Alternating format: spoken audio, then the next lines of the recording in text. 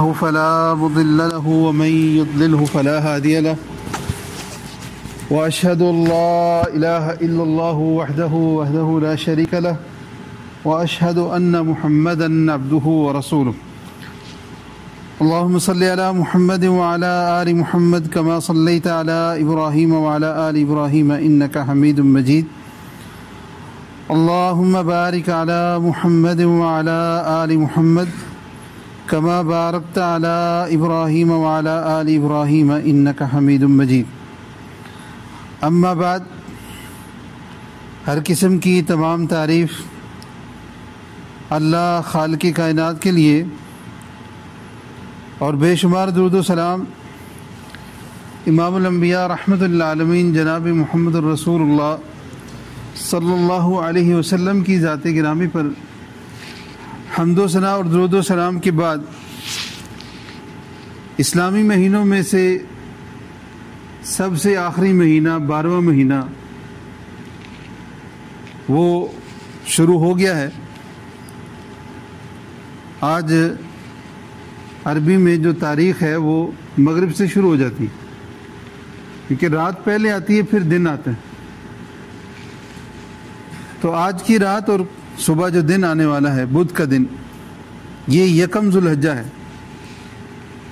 اور اس مہینے میں جو پہلا عشرہ ہے، جو پہلے 10 دن ہیں، ان 10 دنوں کی بہت سی فضیلتیں ہیں، بہت فضیلت والے یہ دن ہے۔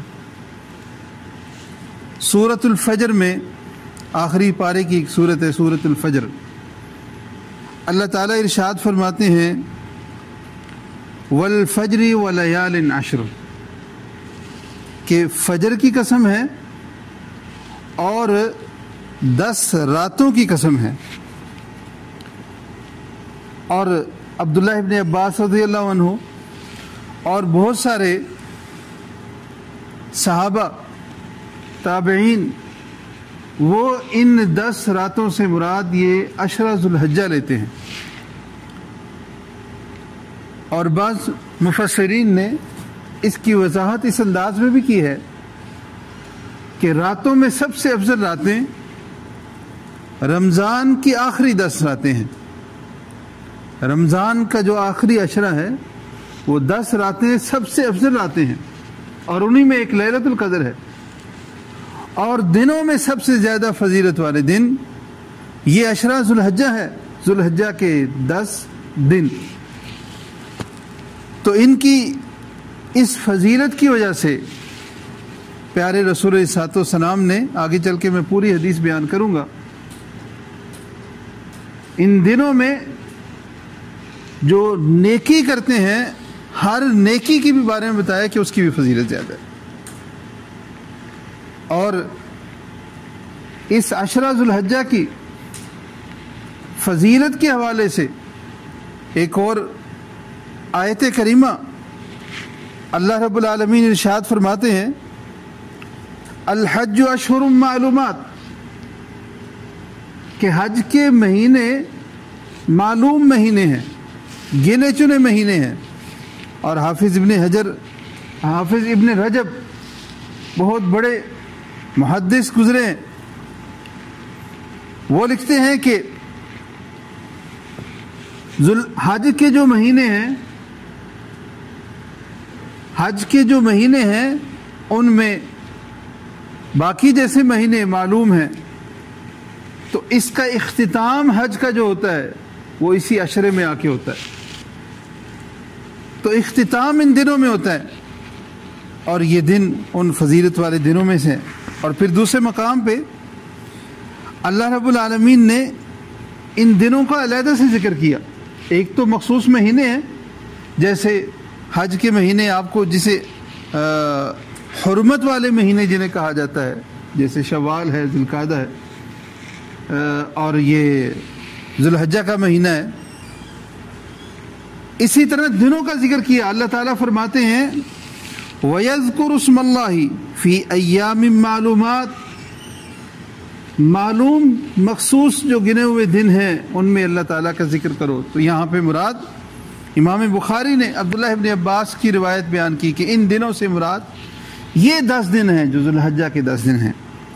اور پھر اسی طرح پیارے رسول علیہ الصلوۃ والسلام کا مشہور فرمان ہے جس کا میں نے ابھی اشارہ کیا، امام ابو داؤد رحمہ اللہ اور امام احمد، امام ترمذی، ابن ماجہ، انہوں نے اس حدیث کو بیان کیا کہ رسول اللہ صلی اللہ علیہ وسلم ارشاد فرماتے ہیں ما من ایام، دنوں میں سے جتنے بھی دن ہیں، العمل الصالح فیہا، ان دنوں میں جو نیکی اللہ کو سب سے زیادہ پسند ہے، احب الی اللہ من ہذہ الایام، ان دنوں میں جو نیکی کی جاتی ہے اس نیکی سے زیادہ اللہ کو کسی بھی اور دن کی نیکی پسند نہیں ہے۔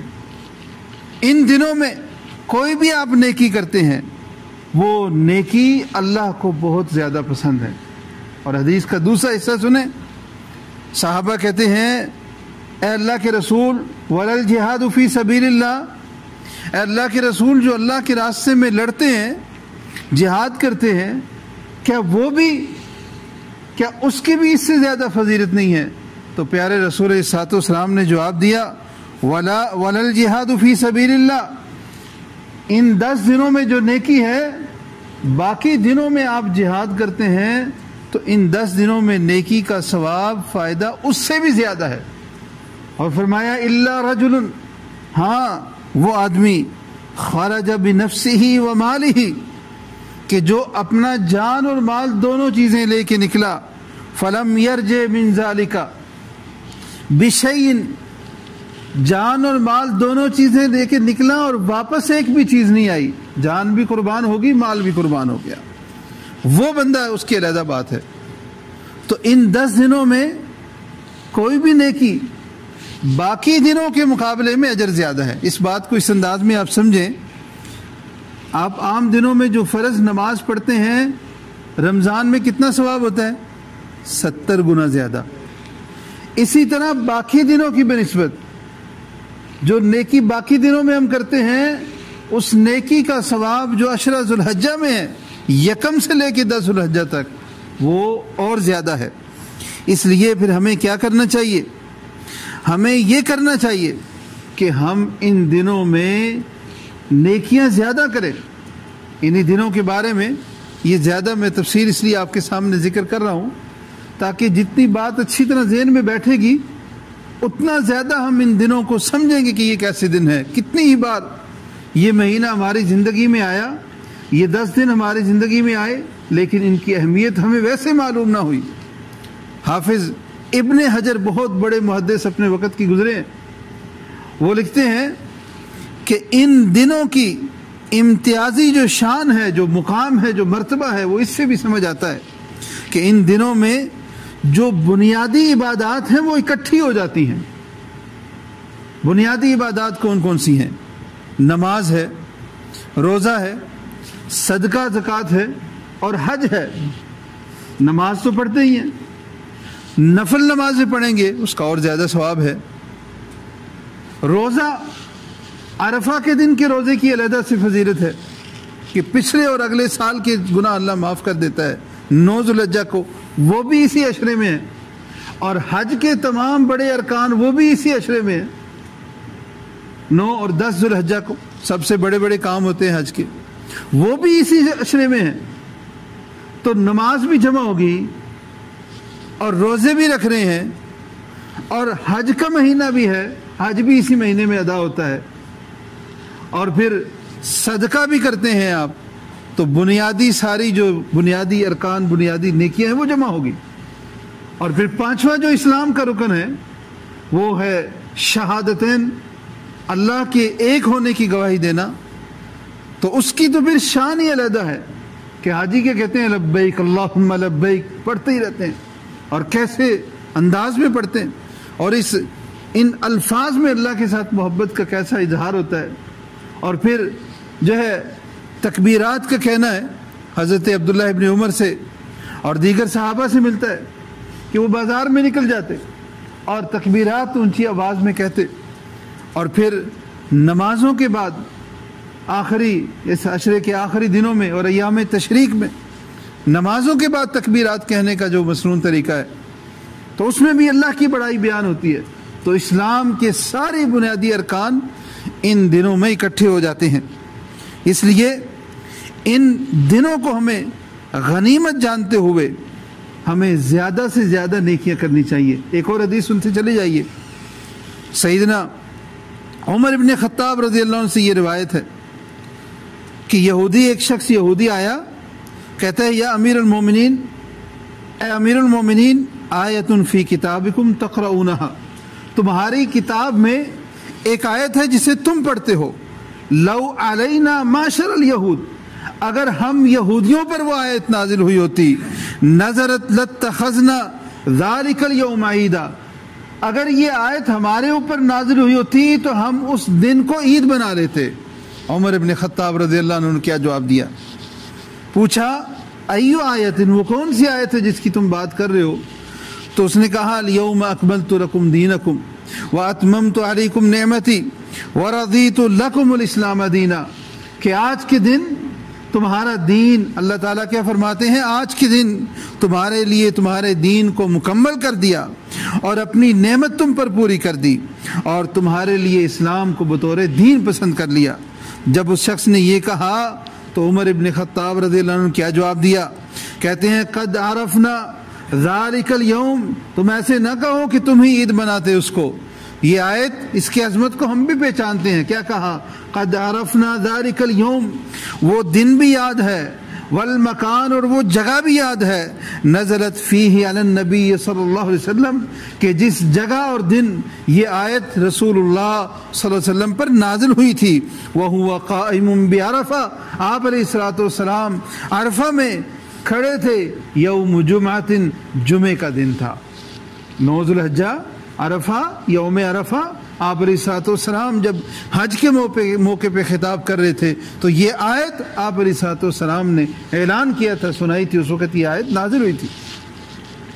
تو ان 10 دنوں میں کتنے بڑے بڑے عظمتوں والے دن ہیں, کتنے بڑے بڑے کام ہیں ان دنوں میں. پھر یوم النحر ہے انہی دنوں میں سے ایک دن, اور پیارے رسول علیہ الصلوۃ والسلام نے اس سے پہلے یوم عرفہ کے بارے میں حدیث سن لیں.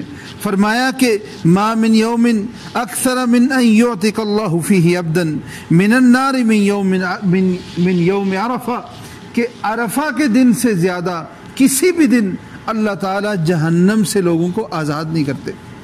جتنے عرفہ کے دن اللہ تعالیٰ جہنم سے لوگوں کو آزاد کرتے ہیں. جہنم سے آزاد کرنے کا مطلب کیا ہے؟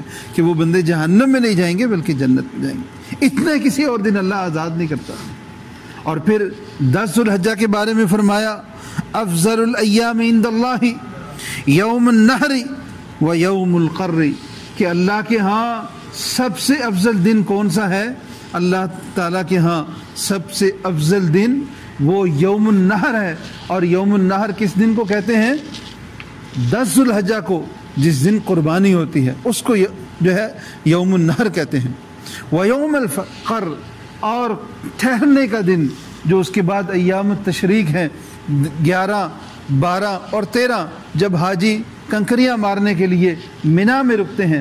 تو ان کی فضیلت کے بارے میں پیارے رسول صلی اللہ علیہ وسلم نے یہ فرمایا. تو ان دنوں میں کیا کریں پھر ہم؟ ان دنوں میں ہم نیکیاں زیادہ کریں, روزہ رکھیں, ممکن ہے تو روزہ رکھیں. جیسے گرمی میں کام ہے, مشکل ہے, تو انشاءاللہ اللہ اس کے بدلے میں اس کو اجر دے گا. لیکن روزہ رکھ سکتے ہیں تو روزہ ان دنوں میں رکھیں. چھٹی کا دن ہے اس دن رکھ لیں. ذکر زیادہ کریں, عام دنوں سے زیادہ ذکر زیادہ کریں.